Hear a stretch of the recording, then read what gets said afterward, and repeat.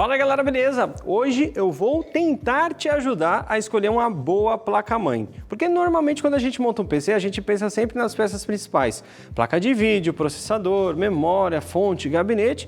Mas e a placa-mãe? Você sabe como escolher? Existem diversas placas no mercado, com vários chipsets diferentes e modelos totalmente diferentes. E também ajuda aí a evitar problemas do tipo de você comprar um processador que de repente não é compatível com a placa-mãe. Esse é um problema muito comum de acontecer, né? Inclusive, já aconteceu com pessoas mais próximas a mim, né? E é bem frustrante porque você fica naquela ansiedade para montar o PC e na hora de montar o soquete não corresponde com o modelo do processador que você comprou, ou você simplesmente trocou aí, comprando uma placa-mãe para processador Intel e comprou um processador AMD, né? Então é uma coisa que a gente pode evitar vendo alguns detalhes para não passar esses perrengues, beleza?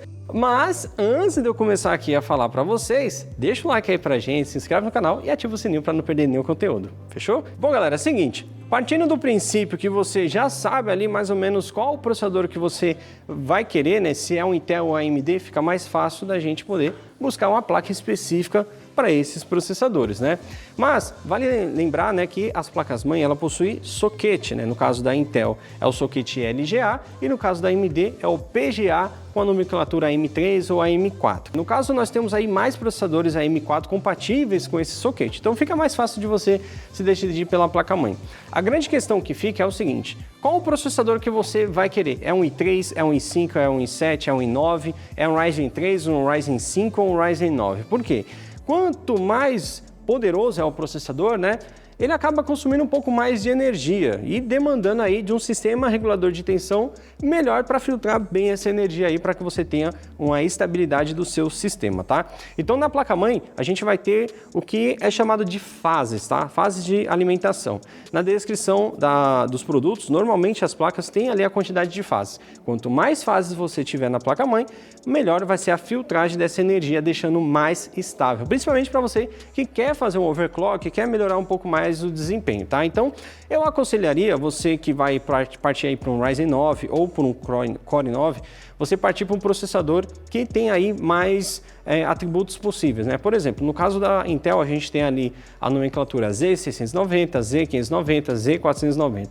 Esses chipsets são chipsets com mais recursos possíveis. Quantidade de controladores ali de porta SATA, PCI Express, M.2, LAN, rede, enfim, tudo isso mais completo. E aí, no caso da AMD, você vai ter ali o X570, você vai ter a B550, né, que também é tão bom quanto a geração anterior de B450, trazendo novos recursos e tendo mais modelos de placas-mãe com o VRM mais trabalhado, tá? E aí, se caso você for partir para um processador mais simples, tipo um Pentium, um Core i3, um Ryzen 3, são processadores que não demandam tanta energia, aí você pode partir para uma placa-mãe um pouco mais simples. Dessa forma, você não vai gastar numa placa muito poderosa, né, uma placa-mãe muito poderosa, colocando um processador mais simples. O ideal é você equilibrar essas duas coisas.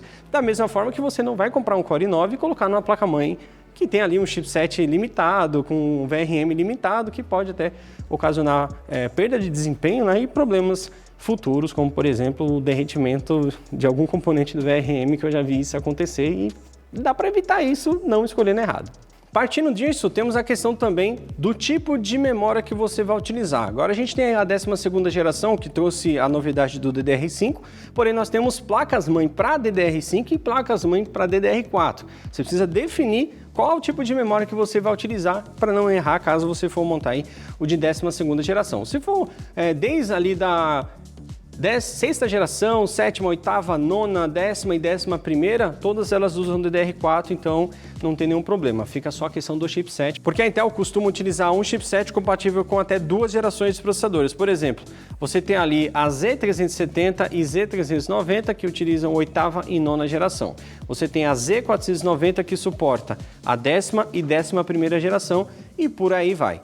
Já no lado da AMD, apesar do AM4 ter compatibilidade desde a 1ª geração, 2ª, 3ª, 4ª e 5ª, tem uma questão do chipset que pode limitar a compatibilidade com processadores mais antigos. Por exemplo, se você fizer uma atualização aí numa B350, ela pode, por exemplo, parar de ser compatível com processadores de 1ª e 2ª geração. Isso vai variar de fabricante para fabricante e existe um motivo, né? Porque o fabricante não quer que você coloque o processador de primeira geração para te obrigar a comprar o processador mais recente. É uma questão física limitada pelo próprio chip do BIOS, que não tem uma quantidade, uma capacidade para colocar mais informações, porque você imagina, ó, o chip ele tem que ser compatível e ter essa informação de compatibilidade desde a primeira geração até a quinta. Então, olha a quantidade de processadores que já foram lançados. Então, como há uma limitação, né, de tamanho, né, e espaço disponível de informações que podem ser guardadas, então o fabricante ele dá essa oportunidade de apresentar essa atualização, você atualiza se você quiser, tem essa informação, né? E inclusive vai informar quais são os processadores ou as gerações no caso ali ele informa sempre o codinome, né, do processador que não vai ser mais compatível caso você faça essa atualização. E é sempre importante lembrar que para fazer essas atualizações, caso não tenha um sistema de BIOS flashback, você precisa sempre de um processador compatível com aquela versão atual de BIOS para você conseguir colocar uma versão aí mais recente, beleza? E uma outra questão muito importante é você definir, caso você já tenha em mente, qual o gabinete que você vai escolher. Porque não adianta nada você ali definir, quero usar um i9, vou pegar aqui um AZ690, né, uma topzinha ali para fazer um overclockzinho e tal, e pegar um gabinete mini ITX, numa placa ATX. Não vai caber. Você precisa dimensionar o tamanho da placa com base no tamanho do seu gabinete. Ou você escolhe a placa-mãe primeiro, que aí com essa informação do tamanho dela você vai definir qual vai ser o seu gabinete, ou você já tem em mente qual gabinete você vai querer, né, e quais são as placas-mãe compatíveis com ele, para que você possa escolher ali uma placa-mãe que seja também compatível, tá? Dessa forma vai evitar de você comprar uma placa que seja maior do que o gabinete suporta, ou até mesmo comprar um gabinete muito grande e colocar uma mini TX. Vai suportar? Vai, só que vai ficar desproporcional e visualmente não fica tão legal. Outra questão também que é importante, principalmente para que hoje a gente tem bastante gente fazendo live stream e normalmente a gente precisa ter uma placa de som melhor ou até mesmo uma placa de captura, né? É você saber a quantidade de slots PCI Express e aonde eles estão posicionados, porque quando você instalar a placa de vídeo, normalmente ela pode ali fazer você perder uma ou duas conexões que ficam abaixo da placa, né? Então, conexões PCI Express 1x para colocar placa de captura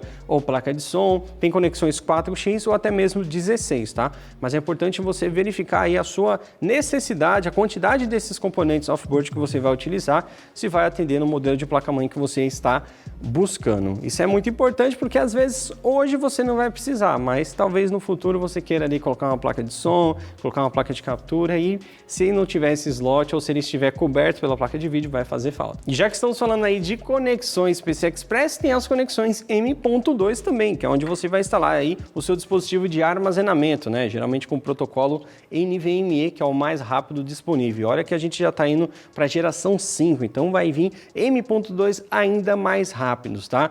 É claro que assim, o custo pode ser um pouco maior do que um HD convencional, né? Que você às vezes consegue jogar ter um HD com mais capacidade do que um M.2, mas eu digo para vocês que vale a pena essa diferença de preço para pegar um M.2, tá? E temos placas-mãe aí com até 4 slots M.2. Se você precisar de mais slots, tem algumas placas que vêm até com uma expansão, né? O slot de expansão ali adicional para você conectar no PCI e adicionar 2 ou até mesmo mais 4 conexões M.2, tá? Tudo vai depender aí da sua necessidade. É uma dica, caso você pegue uma placa-mãe que já venha com dissipador de calor em todos os slots, é interessante que você compre um SSD M.2 que não venha dissipador de calor, justamente para que você não tenha nenhum problema na instalação. Por quê? Os modelos que têm dissipador de calor é bom, mas se você precisar tirar aquele dissipador, você pode ter um grande problema, porque ele vem bem colado, é bem ajustado ali, né, a fixação desse dissipador, e na hora de você tirar pode causar um dano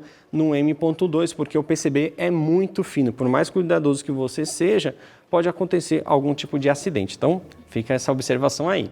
E por fim, uma coisa que pode passar despercebido por muitos é a questão de conectividade, né? Ter uma placa-mãe com Wi-Fi não significa que ela só vai funcionar Wi-Fi, significa que ela vai vir com Bluetooth integrado também. E isso pode ser importante para você se conectar a alguns dispositivos aí como teclado, headset, joystick também, né? A gente está numa era aí que os fios acabam incomodando bastante. Você que quer ter aquele setup clean, tudo sem fio seria a melhor maneira, né? Ou seja, dispositivo conectando pelo Wi-Fi ou até mesmo pelo Bluetooth, tá? Então lembre-se, placas que têm Wi-Fi vêm com Bluetooth integrado também e às vezes a diferença de preço não é tão grande assim, né? Você pode ver ali que muitos dispositivos USB para te entregar conexão sem fio custam ali em torno de 100, 200 reais, varia muito de acordo com o modelo. E as placas novas que já vêm com Wi-Fi tem aí a compatibilidade com Wi-Fi 6E e esses dispositivos aí USB e tal, geralmente utilizam ainda a versão AC, né? Que são mais antigas e os modelos com velocidade mais alta são muito mais caros. Então, vale a pena essa pequena diferença na placa-mãe para você ter não somente o Wi-Fi, mas também ter o Bluetooth. Bom, galera, passei bastante informações para vocês de muitos anos de experiência aí. Eu espero que essas informações sejam úteis para vocês poderem se decidir aí no modelo de placa-mãe, né? Lembre-se sempre, equilíbrio aí nos componentes, tá? O processador top, placa-mãe tem que estar ali de acordo. O processador mais simples, a placa-mãe ali também pode ser um modelo mais simples, tá? Quero colocar um processador top com a placa-mãe mais simples? Pode colocar, mas você pode ter um desempenho limitado ou não ter tantos recursos assim se você tivesse uma placa-mãe mais top, beleza? Então, fica com essa dica aí. Galera, lembrando sempre, aplicativo do Kabum é a única forma de você ter vantagens exclusivas. Utilizando o cupom AppNinja, você garante 10% de desconto em produtos selecionados e além de monitorar os seus pedidos em tempo real, você também fica por dentro de outras ofertas. Não perca tempo, baixe já. Bom, galera, eu vou ficando por aqui. Um grande abraço a todos e valeu! Até a próxima!